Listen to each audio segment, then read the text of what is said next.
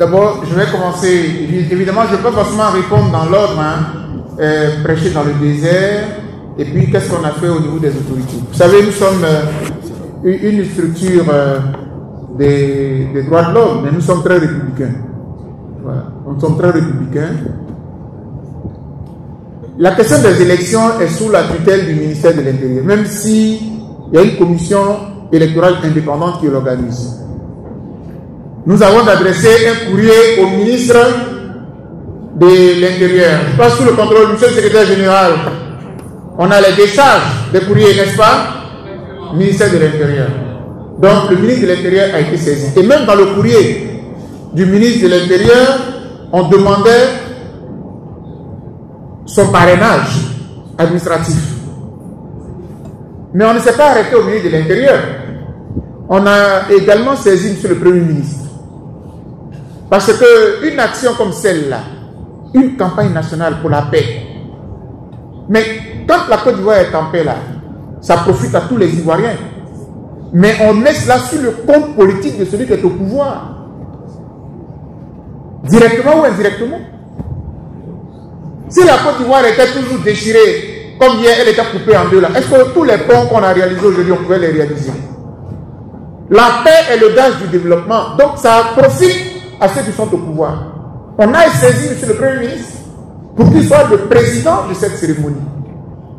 Mieux, on a écrit au président de l'Assemblée nationale en tant que représentant du peuple de Côte d'Ivoire.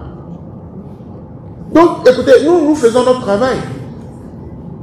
Et ceux qui sont au pouvoir font le leur. Ce que j'observe, c'est que dans mon pays, c'est lorsqu'il y a les violences que les gens sont prompts à réagir. Si nous étions en période de crise, ils allaient être les premiers à m'appeler, à nous appeler tout de suite, venez, allez-y, parlez de paix, parlez de réconciliation. Donc, pour répondre à votre première question, les autorités ont bel et bien été saisies. Elles ont été informées. Et même en demandant la présidence et en demandant le parrainage, on n'a même pas demandé le financement, on a juste demandé le parrainage.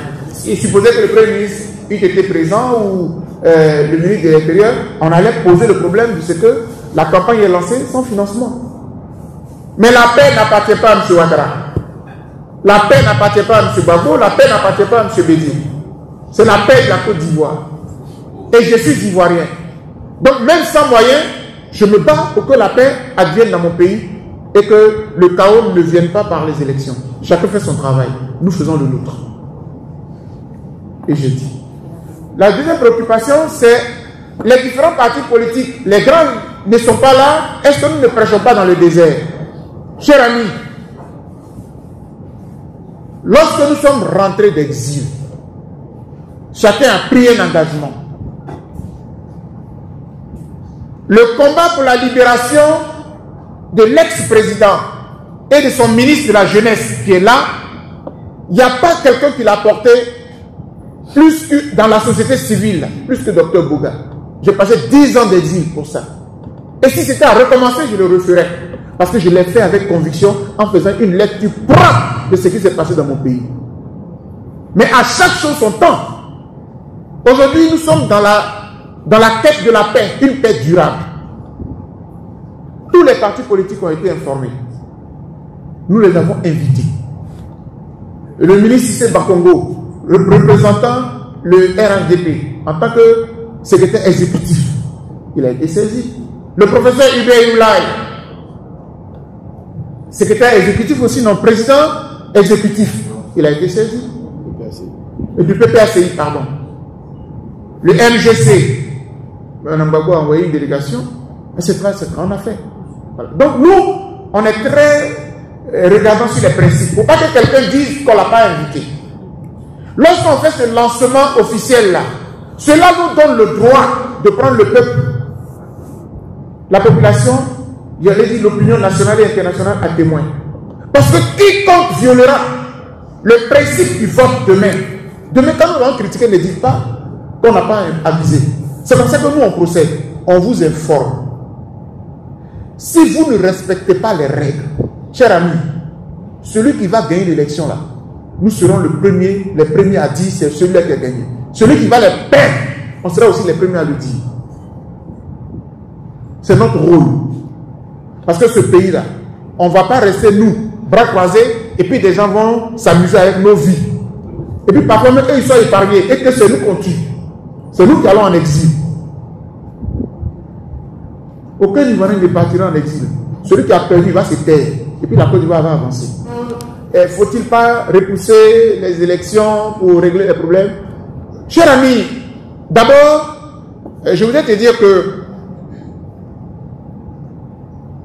la FIDOP est très mal placée pour demander le report des élections. Très mal placée. Parce que la FIDOP même ne compétit pas. Les candidats là, eux-mêmes, ils sont à l'aise pour aller à une élection. Pourquoi? De quel droit la FIDOP qui n'est même pas candidate à rien va se lever pour dire reportons? C'est pas logique. Toi, tu n'es pas candidat. Ceux-là qui sont candidats, ils sont contents, ils sont dedans. Et ça, vous savez le pied de nez que j'ai eu au dialogue politique. Au dialogue politique qui s'est déroulé de décembre à mars dernier, j'ai été ridiculisé. Moi, j'arrive de l'exil avec nos discours habituels là. La CI doit être cassée. La CI là. Mon discours à la CI, à la commission, au dialogue politique.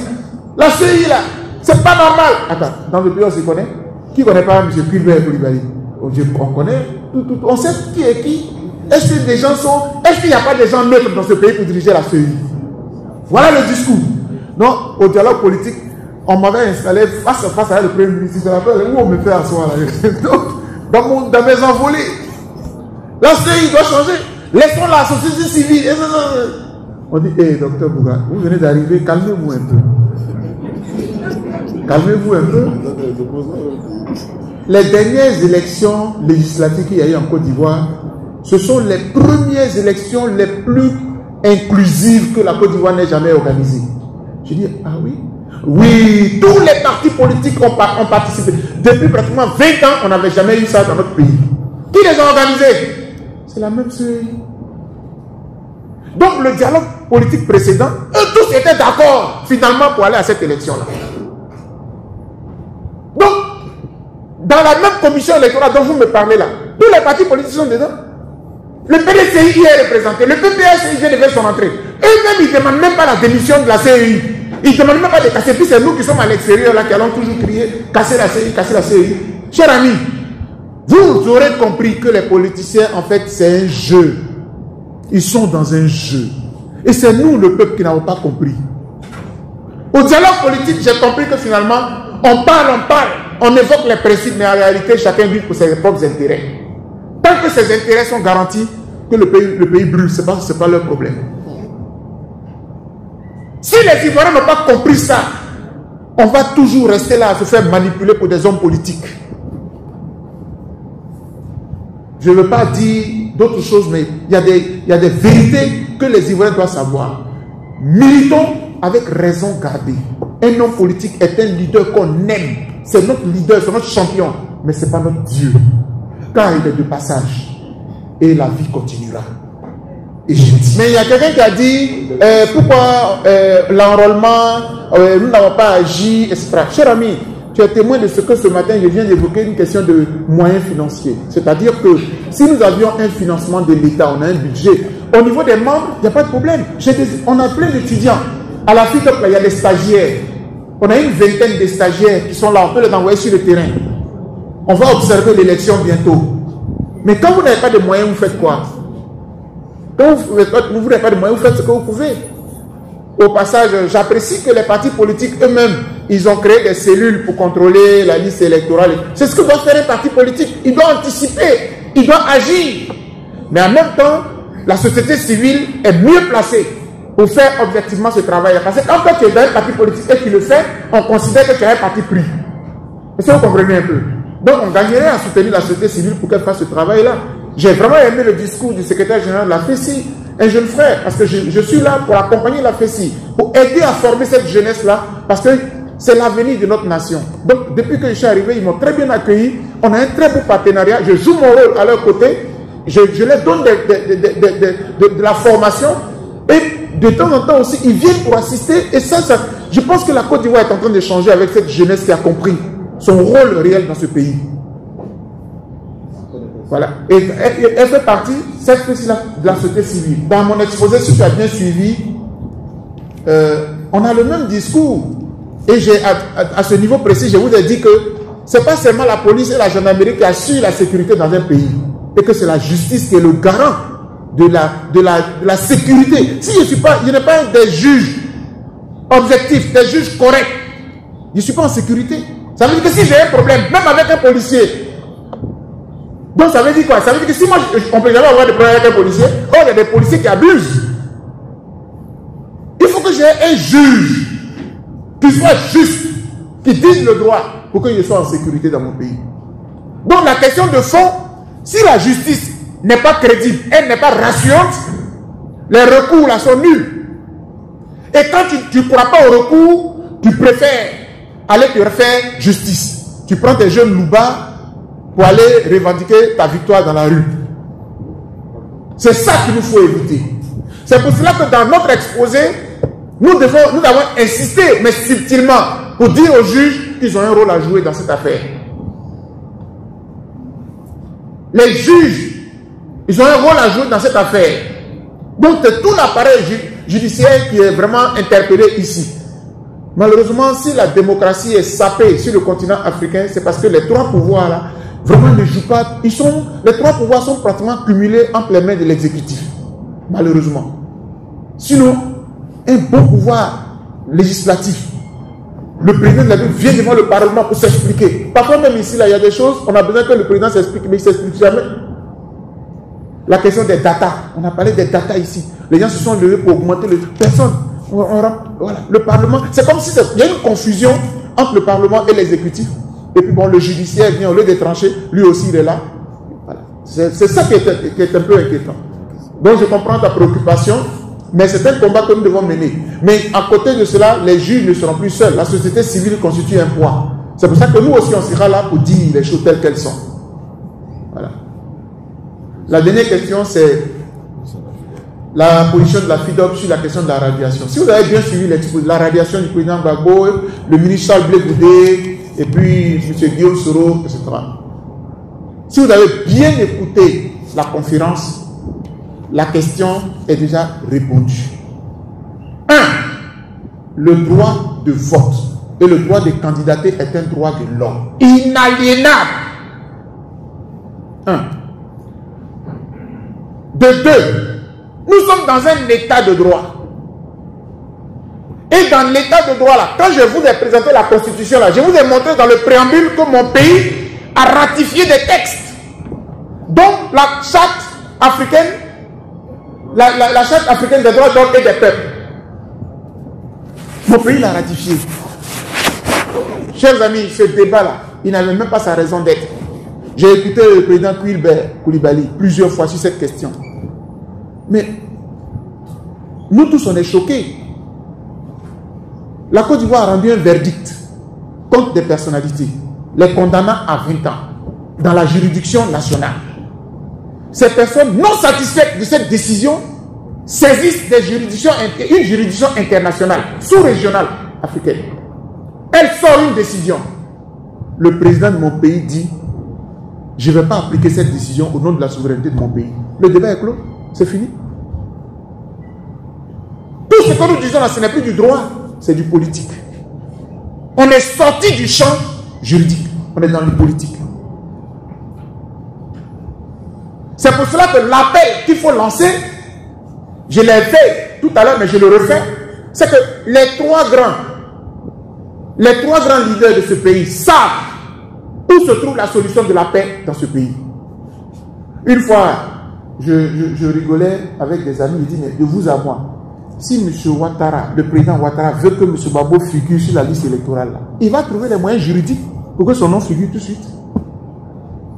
De la même manière qu'à Pretoria, quand Thabo Mbeki a convaincu le président Gbagbo, il a dit, bon, il faut m'écrire un courrier. Comme ça, quand je vais arriver à Abidjan, je vais prendre prétexte de ton courrier là, pour parler avec le Parlement, et puis je vais prendre une décision. C'est-à-dire que je vais rendre judiciaire ou bien juridique la décision politique. Quand la volonté politique est quelque part, elle se donne les moyens juridiques pour atteindre son objectif. Je vais répéter. Devant le Congrès, tu dis que tu ne fais pas un troisième mandat. Quelque temps après, tu veux faire. Tu as trouvé des moyens juridiques. Les mêmes juristes qui ont dit que ce n'est pas possible. Les mêmes...